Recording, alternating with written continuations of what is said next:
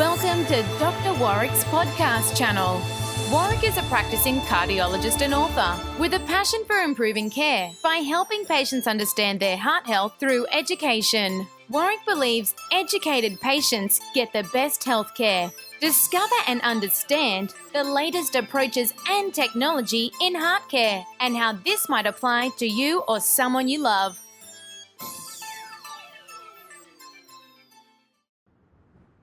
Hi, my name's Dr. Warrick Bishop and I'd like to welcome you to my podcast station and of course to the Healthy Heart Network. Today I'd like to tell you a story about Brian, who represents a really good example of being lost to follow-up and lost to rehabilitation after a heart attack.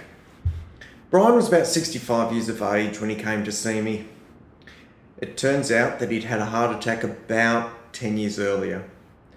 When I saw him, he was a slim man. He's wearing jeans, sand shoes. He had a t-shirt on, and tucked under the sleeve of his t-shirt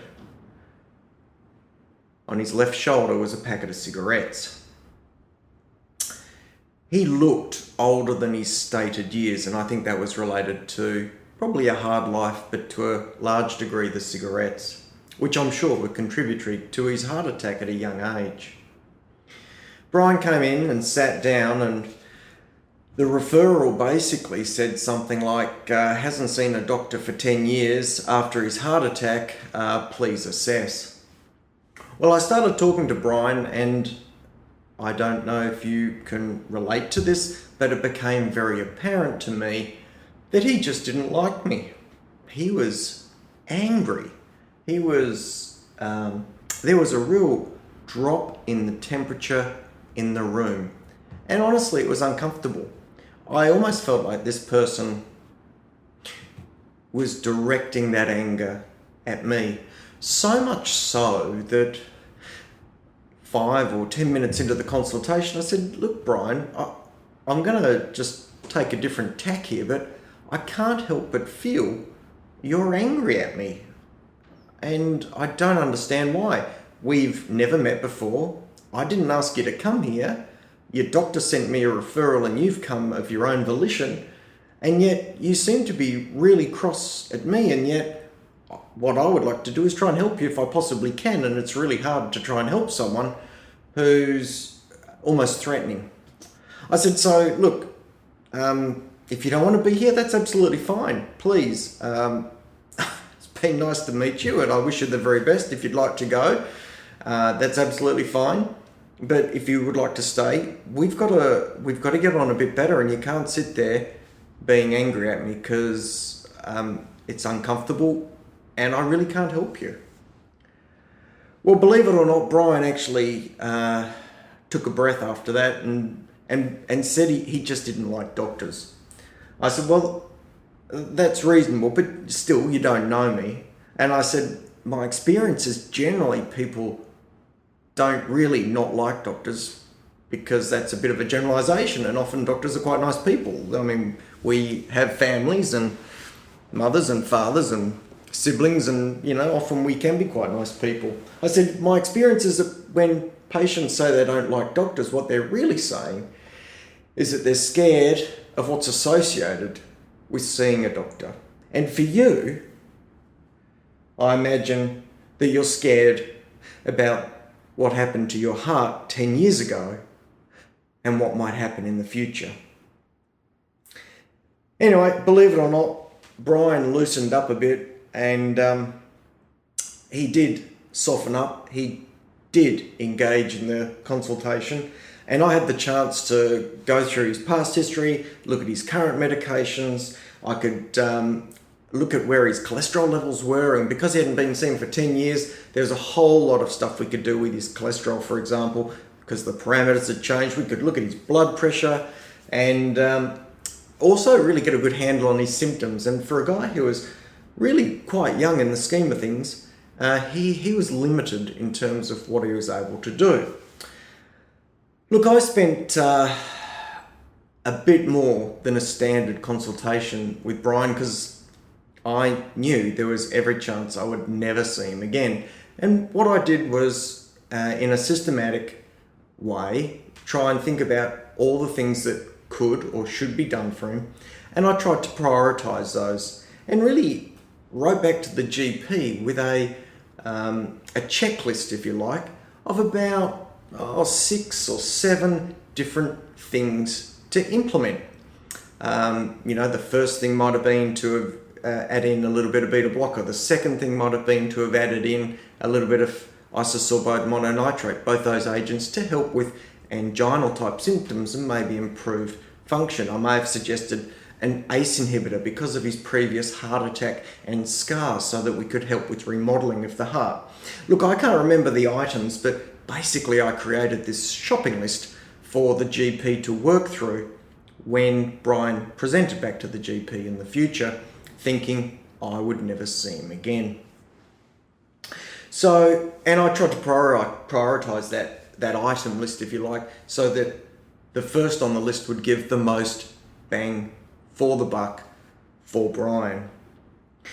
Anyway, by the time Brian left, we actually shook hands, and I wished him the very best and invited him to keep in close contact with his GP, who I know is a really good guy, relates well to patients, and was going to follow through on all the recommendations I'd put together for Brian. Well, I didn't think of this gentleman again at all, actually. I just got on with the day, got on with the week, and got on with the months ahead. Until, lo and behold, about 3 or 4 months later, I walked into my waiting room, and I kid you not, Brian's sitting there. I took a double take. I looked at him, I looked away, I looked back. I said, mate, what are you doing here? When I saw you last, I thought I'd never see you again. He says, Doc, he says, you made me feel so well the last time, I thought I'd come back and give you another go. So, you can imagine how pleased I was to have had the opportunity to make a difference for this man to such a degree that he even made the effort to come back and see me. Quite an extraordinary case, but one that I think really nicely represents the need to follow up with your cardiologist on a regular basis if you've ever had any problems. Rehabilitation is the process of really making sure that everything is done as well as possible for you after a heart attack. That's reducing symptoms into the future. That's restoring your level of function. That's reducing symptoms into the future. It's everything. It's ensuring that targets are met. It's ensuring that the tablets are tolerated. It's ensuring you understand what the process is. Dear Brian had been completely lost to rehab, lost to follow-up. And I'm sorry to say that his health, his best health, suffered because of it. I was absolutely delighted to have been able to engage with him and make a difference and for him to come back. But he's a great example of how not to look after your heart after you've had a problem. If you have had a problem with your ticker, please make sure you follow up with your cardiologist. Guidelines are changing all the time. Medications are changing regularly. Unless we know how you're feeling, what symptoms you have, what your life is like on a daily basis, we can't know if we can help you. And sometimes minor adjustments may be all that's required to make a major difference. Well, don't do a Brian. You be proactive, you look after yourself, and understand that although you might not like doctors, we do set out to try and help where we can. I hope you've enjoyed this little story about Brian, who was a memorable patient. I hope you don't behave like him. I can't tell you for sure if he's quit the smokes or not. It would be a nice story if he did. But what I'd like to do is encourage you to make sure you keep in touch with your doctor if you've ever had a problem.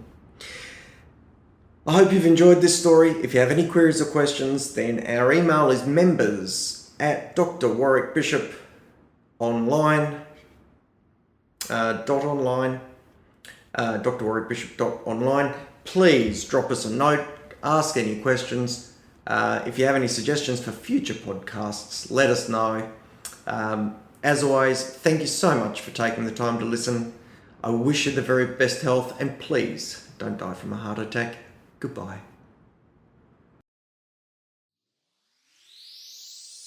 You have been listening to another podcast from Dr. Warrick.